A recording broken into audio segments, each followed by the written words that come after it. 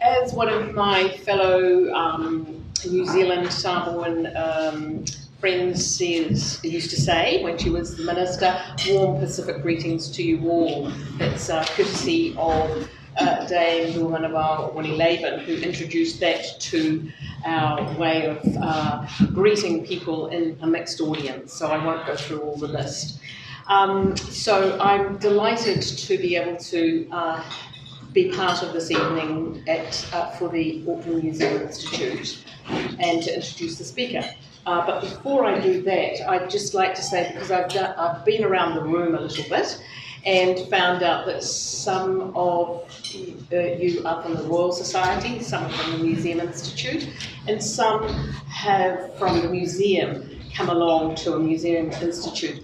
Albert is quite attractive. So he's brought some of my old friends along here to this evening.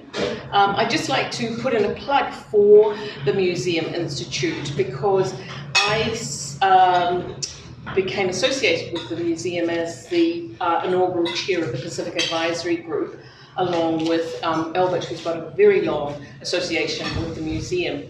And I didn't realise that the Museum Institute actually founded Auckland Museum and gifted Auckland Museum to the city of Auckland in 1996. So we've got a really important role in terms of the relationship with Auckland City and with the Auckland Museum in terms of that, what I consider to be an amazing gift to Auckland City. So I'm really into plugging the Auckland Museum Institute, and as I was saying to my new friend Miriam over there, who's from the Royal Society, that I hope to, and I'm starting to bring a little bit of a Pacific perspective, because there's a lot of work that's been going on in the last few years to the Auckland Museum Institute. And I could carry on, so I think I better stop there. But for those of you who are not members of the Auckland Museum Institute or the Auckland Museum, there is a pamphlet here if you are interested in going online and joining the Museum Institute, whereas we have lots of events as Scott Pilkington, who's also on the council, was saying. So, you've not come here to hear me talk, but I'd just like to introduce Associate Professor Leali'ifano Dr Albert Refiti, who is an Associate Professor of Art and Design at the University of Auckland. Auckland University of Technology. Yeah, okay, Auckland University of Technology, he works there too, sorry. Well, what I must say to you is that Albert took one look at this and said, you're not going to read all that out. No, I'm not. But he does have a PhD from Auckland University of Technology in Vaovai and Tawhinga, Spatial Exposition of the Samoan Cosmogony and Architecture.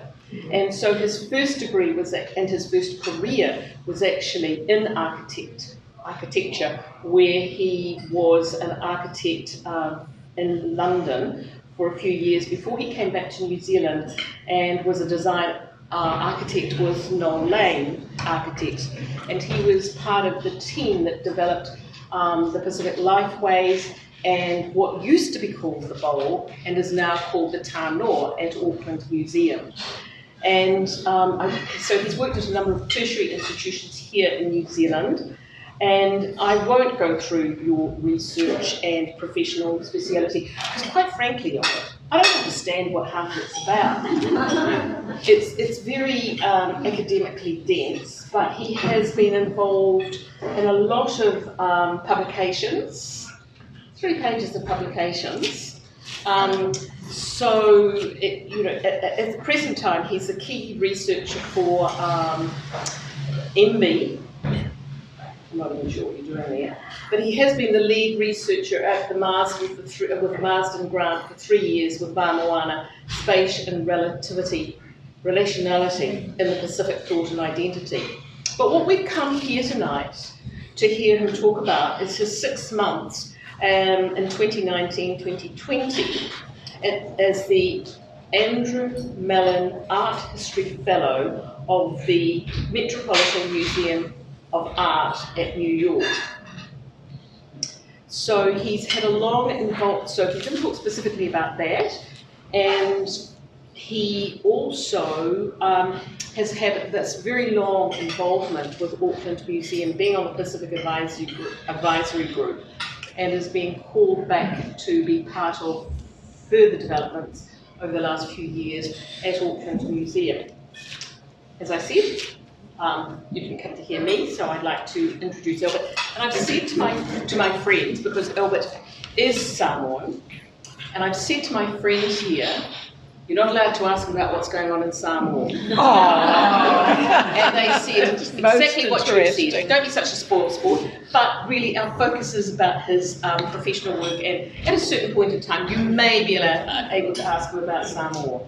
He's very, very obliging. So thank you, everybody, and Albert Refiti.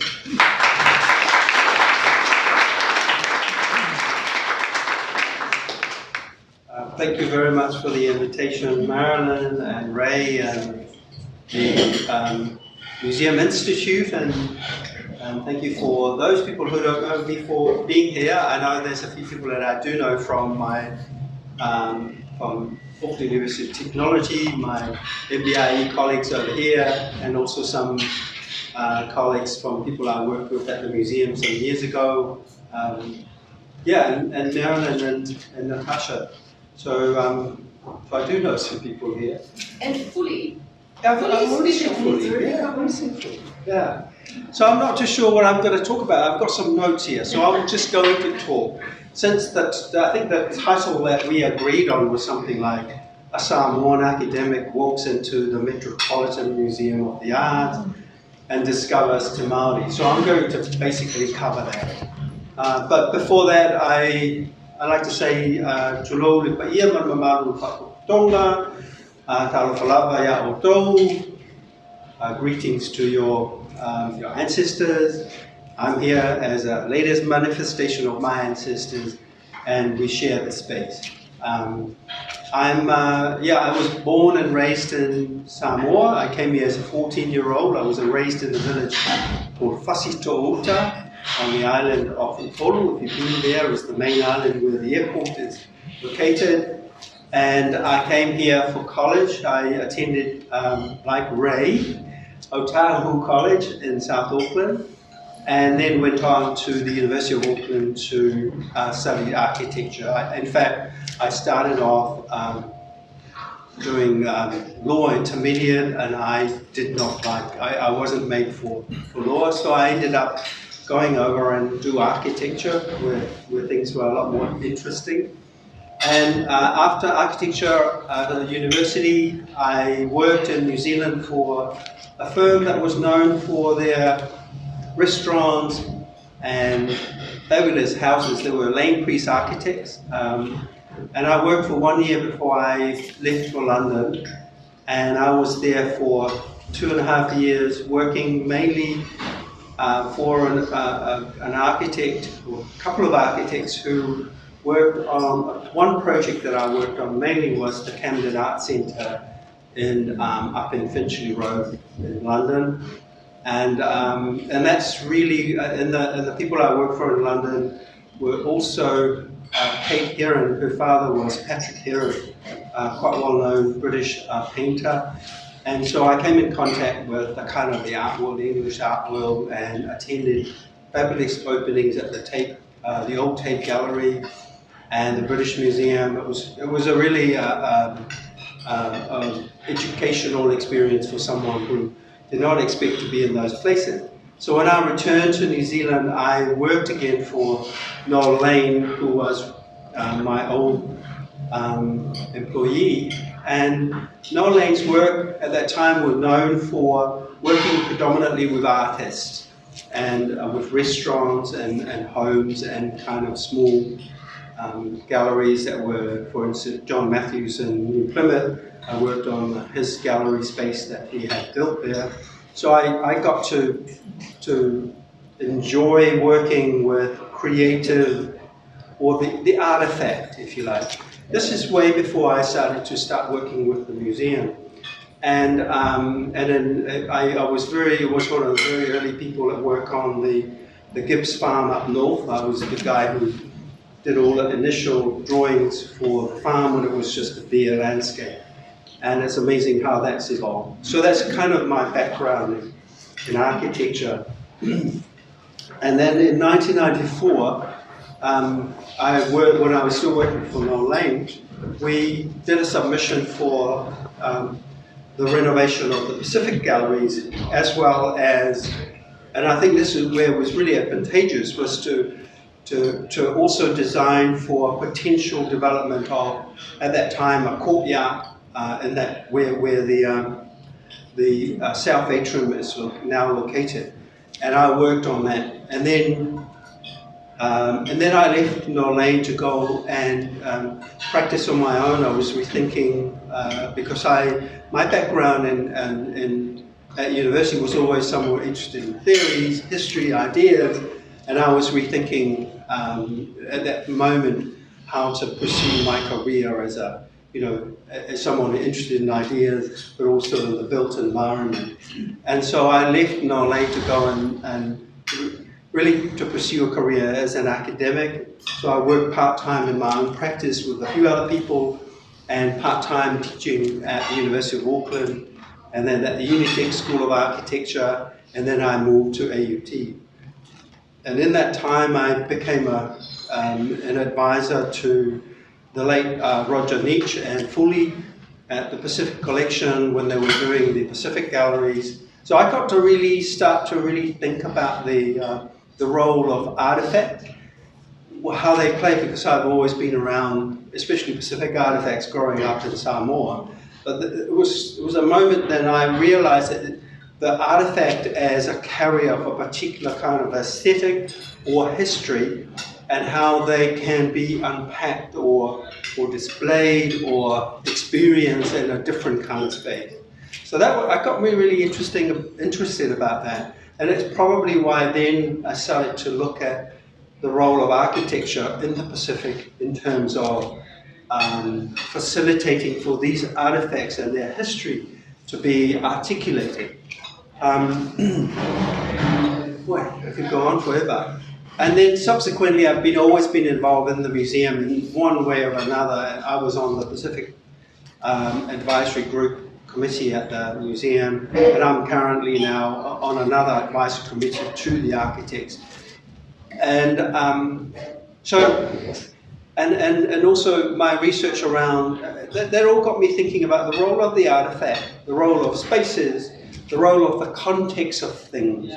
When Pacific people, Māori especially, when they think of artifacts, they think of another kind of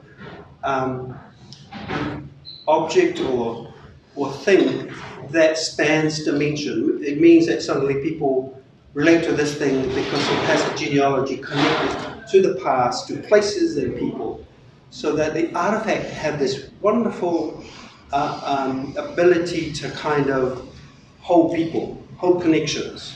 So it really got me interested in that, because in Samoa there is a word for that, or in the Pacific there are a few words for that. The notion of aroha or alofa, this invisible connection that we have with things, that is not, it's only ever manifested when people cry or when they feel a certain sense of sadness, when they encounter an artifact. And I really saw this when I visited museums overseas, when you see things from the Pacific, you had this kind of wonderful connection with things. And it's probably at that moment got me realize that there is this, in Samoa, it's a thing called va, V-A, or wa, which is a wonderful way to describe a relationship that we have, which is either genealogical, or friendship, or one that is to do with events that happen, and either people or artifact are witness to those things, and those things become the bond for those particular moments. So time and space kind of get transcended, and if you can encounter this thing today, which had a whole history a year ago or 200 years ago, it still retains its kind of potency or something. So that's how we managed to formulate a project around this notion of va, which, thanks to the Royal Society, funded us for a mastering grant, which is coming to the end of that, the end of this year. So I guess that sums up my kind of academic credential and a Samoan at that. And then I think in 2017, a friend of mine who works at the Metropolitan Museum, Maya Nuku, who is the curator for the Oceania collection, approached me to say there's an opportunity to work together on a number of projects that they were doing there, and would I be interested in applying for a apparently very prestigious fellowship. I had no idea. I thought, let's go to New York. I've never been there.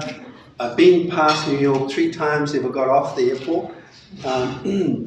So I did that, and then I was awarded that, but I couldn't go at that time. So I delayed that until 2019, and around mid-August 2019, I arrived in New York in the middle of summer with this leather jacket. Actually, it was really hot. And it was really, I couldn't believe how hot the place was. And then spent really just over 6 months working with Maya and other scholars in the museum. And by then I already had some idea of what I was looking for for my time there. And that was really around the idea that I've been working with the Auckland Museum over a number of years and see the development of how they design the exhibits for the Pacific collection. So I was going to look at, even before that, I started working with the Melbourne Museum over their Pacific collection. So I have these kind of a history of thinking through via artifacts and try to come with a narrative of maybe then they try to shape the spaces where they're going to be exhibited, especially around things like, for me, certain artifacts can't mix together, or you have to create a certain kind of space between them because of their kind of historical context or mana potency relative to their status. Those kind of things I'm really familiar with, and I was interested in having a look at the Metropolitan Museum's planned renovations. Because when I first got the grant in 2017, they had just got funding for their major renovation, which is now underway. And I was going to be there when some of the major decisions around the design of the galleries were going to happen. And that was something that really interests me. And in fact, it ended up to be the really boring thing was the design, because some of you might know the Metropolitan Museum it's one of these 3 museums in the world of art where they are not an ethnographic museum like the American Natural History Museum, which is as a kind of anthropological way to structure the exhibits to show things in their kind of native environment. That's not what the Metropolitan Museum is known for, or the British Museum, or the Louvre, which are really around this notion of the artifact as a work of art. And therefore, they should be exhibited in a way that they reflect their artistic merit. And of course, us in the Pacific, very hard to detach the artistic object from their context. And then again, there is a real problem with ethnographic museums in reducing artifacts to their kind of native context. So it was a really interesting project to look at. But in the end, I went through the museum design and things. It's really devolved back to a kind of a way to a new way to think about the artifact as a piece of art, which is it's a kind of really it's a developing kind of notions of how can you incorporate their kind of histories, but at the same time have the artistic artifact there. So there was, I'm still going through those kind of thinking after my experience at the Met, and also having then to visit other museums like the Guggenheim, the Frick Museum, and other really wonderful places there. In my time in London, I saw a lot of museums, but I was not in that space. But in New York, I really got to try to think through this idea of relationship between the artifact, the people, the normal people that come to the museum, and then also to the descendants of those artifacts. How do you think through the way to design the exhibition of these in a museum space? Anyway, for an architect, that's really boring.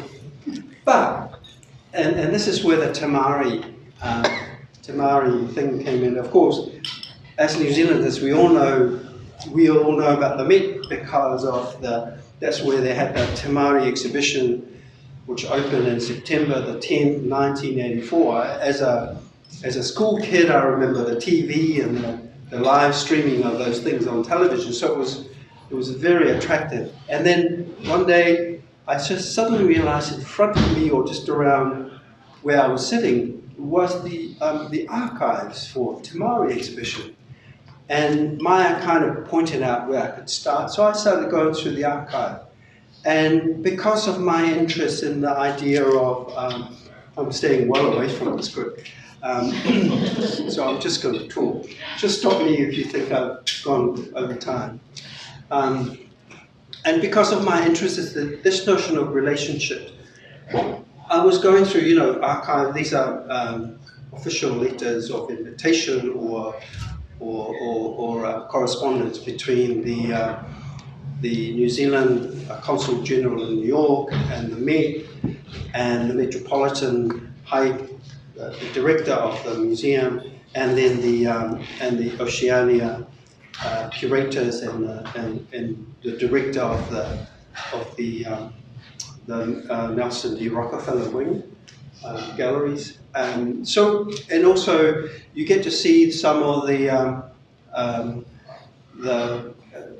ethnographers or curators like David Simmons' letters back and forth, and so a little bit on Roger Nietzsche. Roger doesn't figure very much there because it would have been really interesting to talk to Roger today about his role in that, because I think he was very standoffish from what I can see in the archive about the whole project, taking these artifacts and leaving the country. That was a real big thing. So I was looking for these stories around connection, people, relationship.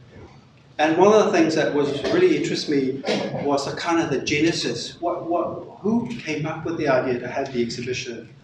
There was an earlier exhibition at the Smithsonian or somewhere there where they had artifacts from around the Pacific. It was curated by American curators, and they got mainly artifacts from museums in Europe and around the United States.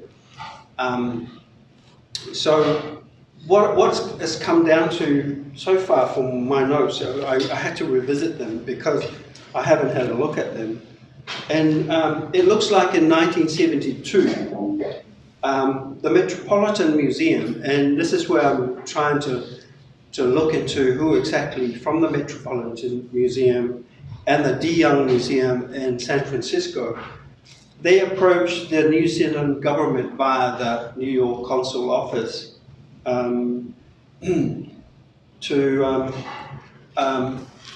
if they were interested in helping mount a major exhibition. This was 1972 when Norman Kirk was Prime Minister.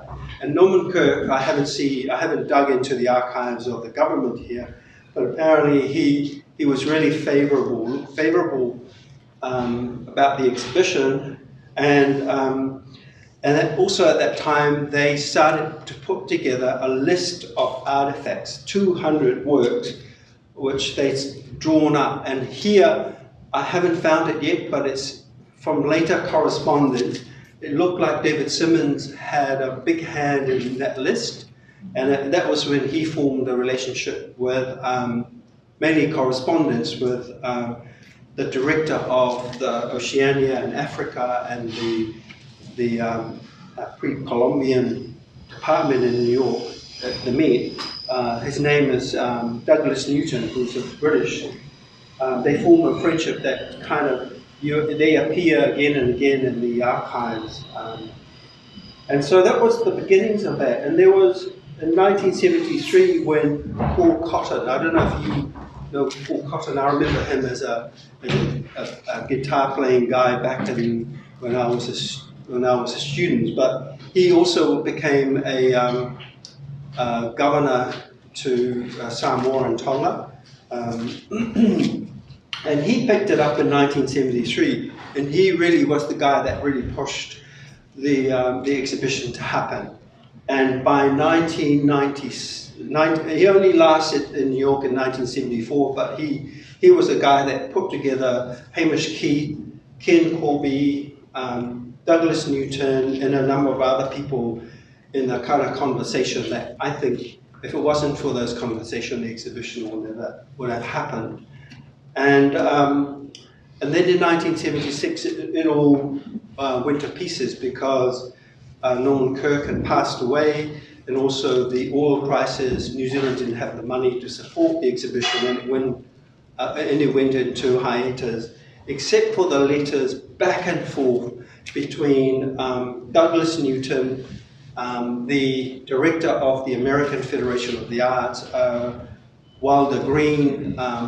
He was another force that really allowed things to make happen. Wilder Green was an architect, so I have an affinity with someone like him in this particular space. And he also became a curator at the at MoMA, curator of architecture and design at the time, Philip Johnson, really famous architect. And then he left to be the director, the chairperson really of the American Federation of the Arts. And the duration of the project from the beginning, he was a director of the AFA right to the end. So he was one of the main people like Kara Puketapu, the Māori affairs, the Secretary of Māori Affairs back in the day when before it became a ministry. Those two really held the project together from beginning to end. And so it really got restarted around 1979. The whole project was resurrected in 79, again by Wilder Green and the then Consul General to New York, Hal Freeman Green. Some of these people might know him. And then from then on, when the QE2 Arts Council came on board, the government came on board, New Zealand government came on board, the Met had already sold the show to maybe 3 other venues in the US. Sorry, the Met, Auckland Museum, Chicago, which never went to, and St. Louis, and what else? You got 10 minutes. 10 minutes. Anyway, so what I was really trying to do was really look at the kind of the genesis of the exhibition. And what really got me interested is when did the prominent Māori curator Sidney Mead got involved. He only really got invited to be on the project in 1981, which is quite late. This was when people like David Simmons, and there was a letter from Roger Nietzsche suggesting that they should really have a Māori person involved in the show. And really one of the main things that Sidney Mead, the other thing about Sidney Mead is that he got his PhD from Philadelphia, University of Philadelphia, I think. And also the other person that was involved was Peter Skiaskia, who was the Arts Council. He worked for the Arts Council. He got his PhD from Chicago, of all places.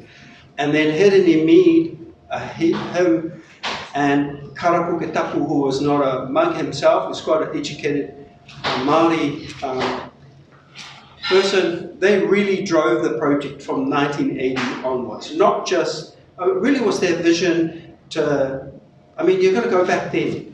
A lot of the works, I mean, I think 99% of the work came from New Zealand, and a lot of them came from little museums in the community. And they were museums were really connected to Māori communities. So right at the beginning, they weren't going to let the works go. So Sydney, Kara and Piri went around the country with the hois when Douglas Newton came here and sold the show to those communities. The very last piece to get permission was when they had a meeting with the Queen, the Māori Queen at the time, so that they can let go of Uenuku. I think it was the very last piece to be agreed. They weren't, Douglas Newton was adamant they weren't going to have a show unless Uenuku was going to be in it. It's quite clear from the correspondence.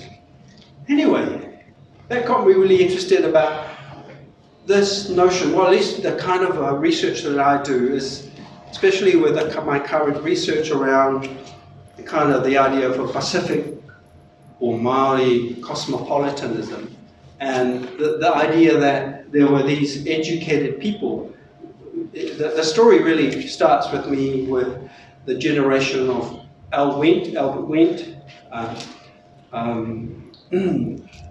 Epeli Awofa, Konai, Helu, when they left the island nations. And you can include here, you can go back even further and include people like Te Rangihiroa. I mean, he was in the 20s. When they left the country to go to be educated outside their island nations or their hapu. And in doing that, they had this huge effect because they were trying to bridge something to do with a global knowledge system and their own kind of customs and relating to ideas about their culture. And this is something that we're working with our research cluster at AUT, is to identify some of the main or prime movers in that Pacific, the first wave of what we now call the Pacific cosmopolitanism, and how the generation that made possible the Te Maori exhibition, that is people like Sydney Mead, Karapuketapu and Piri Scasia. They're kind of really, and there were a few other people on that list that you can consider who were predominantly well-traveled, educated people, I mean, that allow for a particular type of scholarship or a particular way that we now come to see Māori art or Pacific art. And there's one other point that I was going to make, if I can remember it. It's around this, it's around this notion of, I was going to mention that because I think it's quite pertinent in the museum space at the moment. The kind of ideas to do with what's now quite fashionable as decolonization. And I think it's a really valid thing to happen today. But a lot of us who are scholars, who are trying to find the particular articulation of a history of our ideas in all this, is that we're also trying to indigenize that history. So always write from a position, or when you're looking at the archives, look from a perspective of, Māori people.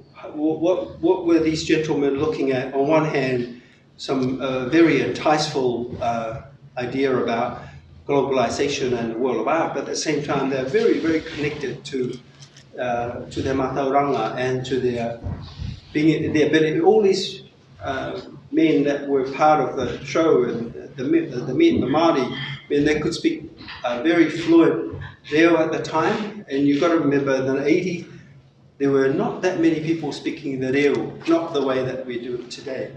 So there are these really interesting historical things that when you're looking at archives and sitting in something like the Met, it really focuses the kind of ways that you're thinking about development of a particular kind of history that kind of just emerging. Anyway, I think I've said enough. So thank you very much.